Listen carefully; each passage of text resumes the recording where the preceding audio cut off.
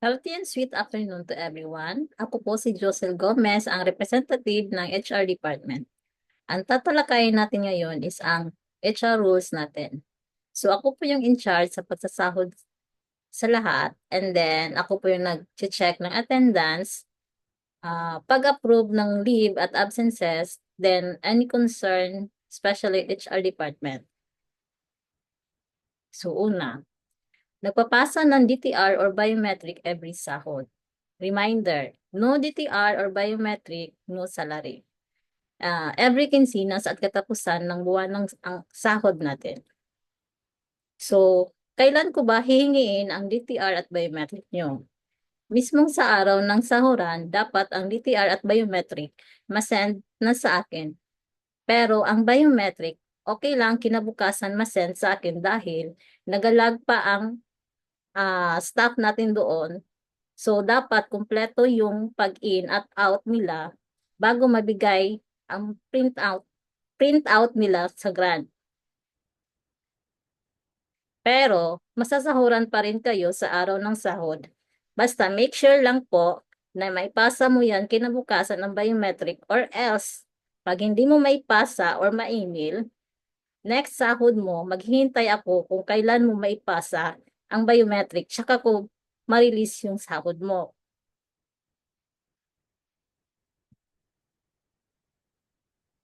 So, ito yung DTR. Ito yung pinapasa sa NCCC branch natin. And then, ang biometric naman is sa Grand Mall. So, through GCash and cash yung pagsasahod natin. So, yung malalayo, through GCash po yung pagsahod. And then, dito sa office, cash po yon. Next, nagsisend ng selfie every in at out sa duty. So, for perfect attendance evaluation, ang purpose nito at comparison siya sa selfie and DTR biometric nyo. So, bakit kailangan pa ng selfie? May DTR at biometric naman. Kailangan ko ma-check ang selfie nyo dahil dito ko makikita kung dumating ka ba sa tamang oras ng duty mo. Pangalawa, if sa DTR nyo is blurred yung pagka-punch sa bandy clock, ikumpara ko yun sa selfie mo kung tugma ba yung oras. Pangatlo, yung ibang empleyado naman, iba yung pina-punch out or nagpa-punch out ng DTR nila sa bandy clock. So, reminder ha, pag once malalaman namin to, makakasuhan kayo nito ng fraud. So, ingat lang po tayo. Pang-apat, nagbe-base kami sa perfect attendance for evaluation. So, sa NCCC branch natin, dapat 5 minutes before the time, nakasend na kayo ng selfie na nandun na kayo sa loob ng building or sa may locker area nyo or kung saan kayo pwedeng makahawak pa ng cellphone. Pero kung walang signal, pwede dun na kayo papasok ng building, mag-send ng selfie nyo. Hindi pwede yung nasa harap pa kayo ng building, doon kayo mag-send ng selfie dahil automatic siya or consider siya na late sa perfect attendance for evaluation. So kung late ka, wala kang 500 for perfect attendance evaluation for this month. So take note, hindi ka late sa duty mo, pero sa evaluation ka may late. Sa Grand Mall naman, 15 minutes before the time, dapat nakasend na ng selfie. Bakit mas mataas yung time kay Grand kaysa NCCC? Dahil si NCCC, hindi sila makapasok hanggat hindi pa nila oras ng kanilang duty, while si Grand naman is baliktad. Dahil mas maaga sila dapat makapasok na dahil may performance time pa yan sila. So dito makikita natin na meron silang in at merong out. And then, dapat makita natin yung naka-scarf, nga, naka-ribbon, and then, naka-makeup na din. Yan. Next. Umattend sa Zoom meeting every Saturday morning. So, ang purpose po nito is reporting day natin, and then sharing experience, good or bad, then ma-raise ang lahat ng concern at issues, and then interaction natin sa isa't isa. So every Saturday morning, 7 a.m. ang meeting natin. Dapat naka-open cam lahat, walang nakahiga, at mag-participate sa meeting. Dapat mag-notes kung ano yung mga important things na dapat nating napag-usapan. And then, compulsory ang lahat na umattend. Hindi pwede or hindi excuse ang walang load, lobat ang cellphone, walang signal, etc. Okay. Dahil kung may gusto, may paraan. Kung ayaw, may dahilan. Diyan. So, ito yung Zoom meeting natin. So, makikita natin na naka-open cam ang lahat, nakikinig, and then nakishare ng experience namin. Next. Hindi late mag-attend sa Zoom meeting. So, reminder, ito is part ito sa performance at attendance evaluation. And then, maging fair tayo sa maaga nag-attend sa meeting. So, time is gold, guys. So, dapat i-value natin yung oras na mailaan natin sa meeting para hindi masayang yung oras at maging productive yung meeting. At higit sa lahat, maging fair tayo sa iba na maagang naghanda para sa meeting.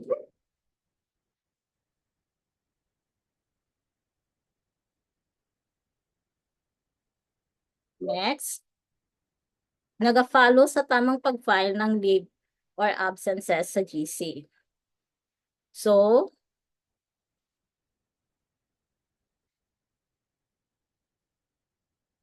for filing sa absences at leave, for vacation leave, whole day offset, and change day off, at least 1 week before, makafile na kayo niyan.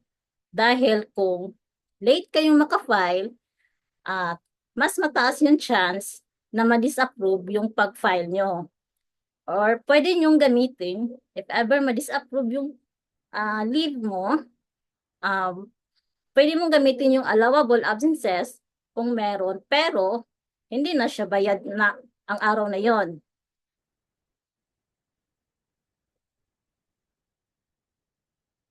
And then, ang pag-file ng sick leave, 1 to 4 hours offset, and absences is less than 1 week.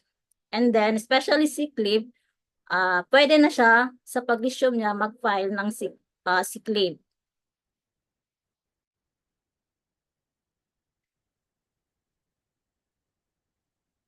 So, ito yung dalawang form natin sa pag-file ng leave, absences, and then change day off.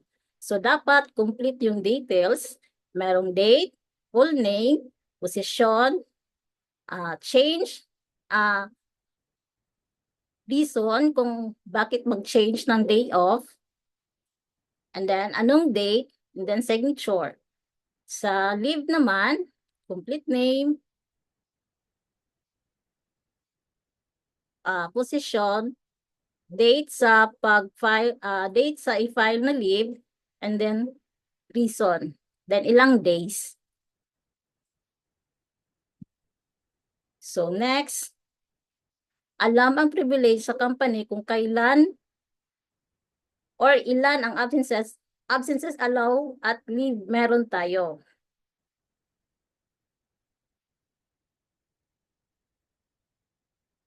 So, if ever makaabot na tayo ng 1 year, meron tayong 5 days sick leave at 5 days vacation leave. Pero if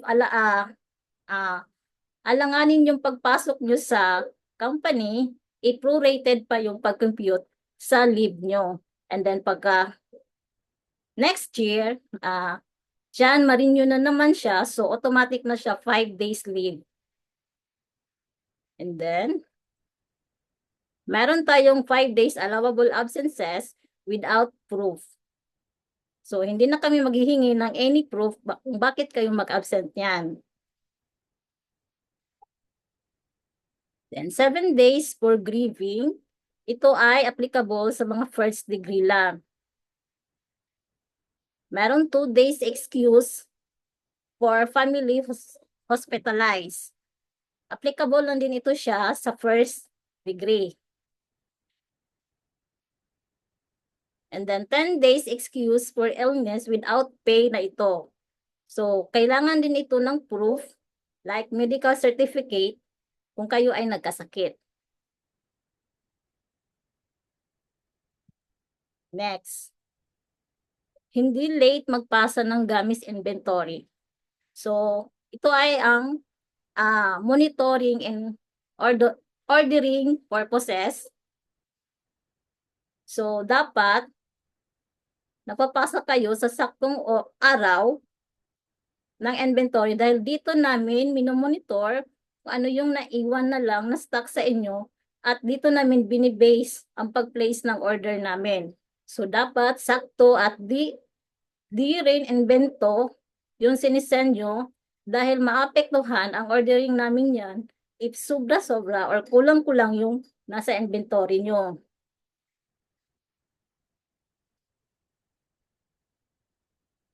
So, dito makikita natin yung sa inventory is nakalist ang lahat ng items and then balance niya for refill, ilagay siya dito sa out and then total balance ng buffer ninyo tsaka yung total kilo sa nakadisplay sa container. If ever naman, meron tayong delivery, so doon siya ipapasok sa in, and then if ever meron kayong mag-refill kayo on that time, ibabawas nyo lang doon sa buffer tsaka sa bagong delivery, and then total buffer na siya, and then nakalagay din yung total kilo ng nakadisplay sa container.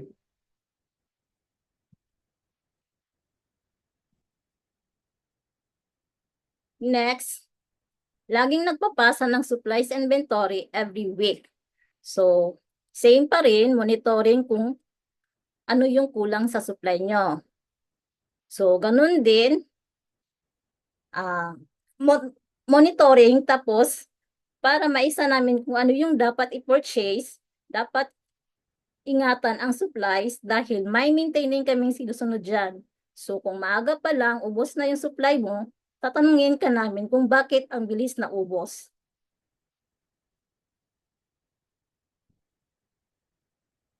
So, sa supply inventory, lahat ng supplies nakalagay and then kung ilan yung naiwan nyo na supply.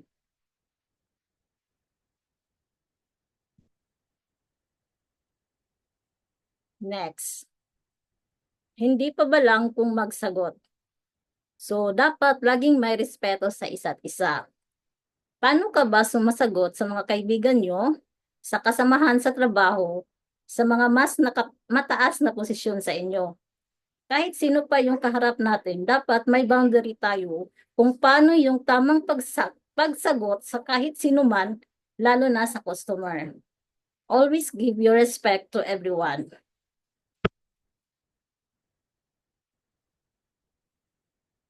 Next. Ina-apply ang rules and regulations sa company. So, this is for our guidance. So, marami tayong rules and regulation na sinusunod. Like time management, duties and responsibility, and etc. So, ito ay guide natin para sa dapat at di dapat gawin.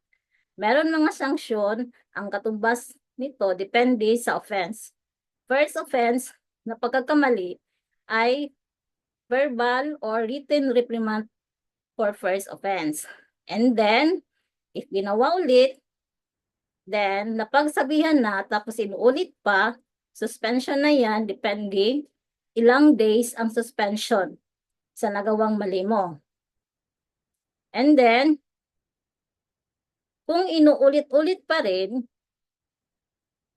doon na gawa ng decision making sa admin team. Kung ano man yung napag-desisyonan, makakatanggap ka ng notice to explain para makagawa siya ng written explanation, and then pupunta ng office for verbal explanation na may kasabay na mag-vouch na kasamahan niya, not to defend you but to prove kung tama ba yung sinasabi mo na kaharap yung admin team. Then, kung mapapatunayan na lumabag talaga, based sa statement both side, ay terminated na siya.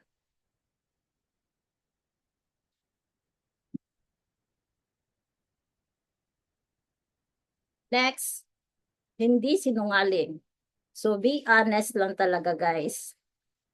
Huwag mong sirain ang pagtitiwala na binigay sa'yo dahil pag ito ay nawala, dahil sa pagsisinungaling mo, mahirap mo nang makuha yung pagtitiwala na gusto mo sanang asahan mo na puro na lang pagdududa ang matatanggap mo sa amin.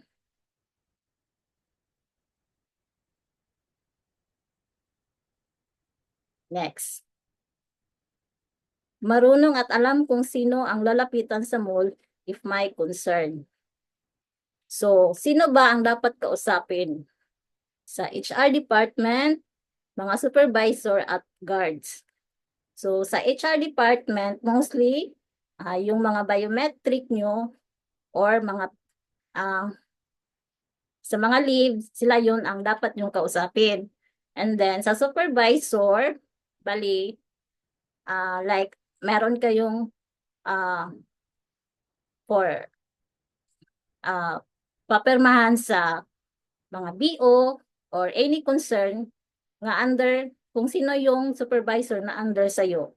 And then sa mga guards, pwede ka makiusap if ever may scenario na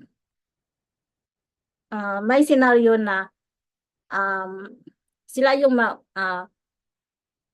makiusap na pabantayan yung customer if ever may makita kang kakaibang kilos.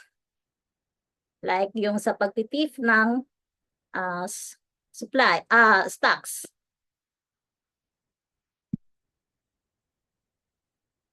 Next. Alam at sinusunod ang mga privilege ng dicer for filing ng leave at absences sa mall. So, mostly sa grant, applicable ito. Dahil mostly si grant yung strict. So, dapat meron ka talagang ipa-follow or mag-file kung ano yung dapat mong i-file. If ever kailangan mong hindi maka-duty dahil may emergency, so dapat alam kung sino yung kukontakin mo sa mall. So dapat meron kang contact sa HR and then sa supervisor. So for 1 day absent, so pwede kang maka-file ng log sa kanila. Mag-inform ka lang ng maaga sa kanila if ever may emergency. So pwede mo yan siyang ipalag. If ever naman, 2 days absent, ang dapat mong i-file nito is AFA or authorized form for absent.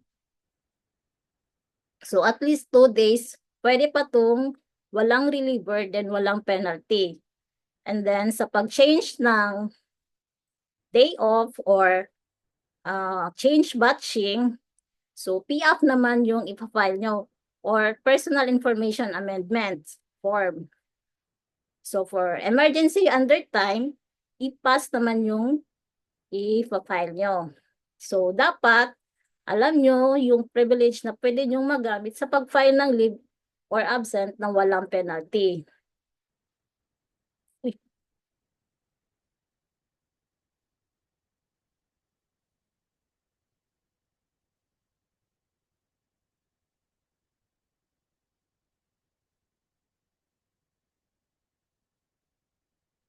So next, mag-inform ng maaga kung hindi kaya mag-duty kinabukasan.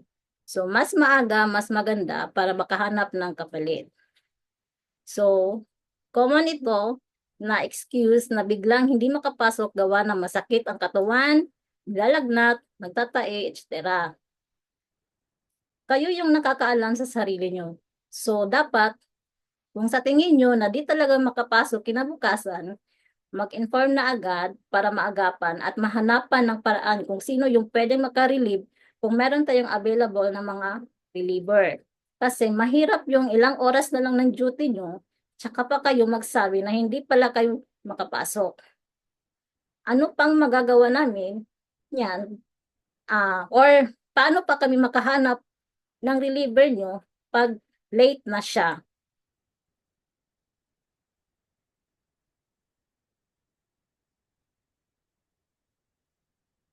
Next. Hindi mahiyang magtanong. Hinihikayat namin na kung may tanong, huwag mahiyang magtanong para maiwasan ang confusion at mali na desisyon. So, dapat pakapalan ng mukha, guys. Meron naman tayong mga bibig na pwede nating gamitin at para alamin kung sino yung dapat nating kausapin, para alam natin kung ano yung dapat at di dapat gawin para maiwasan yung mga confusion sa ating utak. Next, alam ang proseso sa pag-resign. Reminders. Kailangan mag-render ng 1 month bago mag-effect yung resignation date. So, bakit 1 month ang i-render bago mag-effect ang resignation? Dahil para makahanap pa ang company ng bago para sa replacement mo. Hindi madaling makahanap ng pangpalit kasi need pa yan mag-process ng requirements. Then, need pa din siya i-train. So, for 1 month at least, may time pa para ma-process ang lahat bago mag-grant yung resignation mo. So, the end na. So,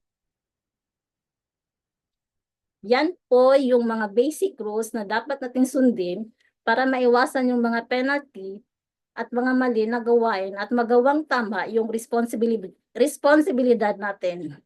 So, that's all for today, guys. Have a nice day.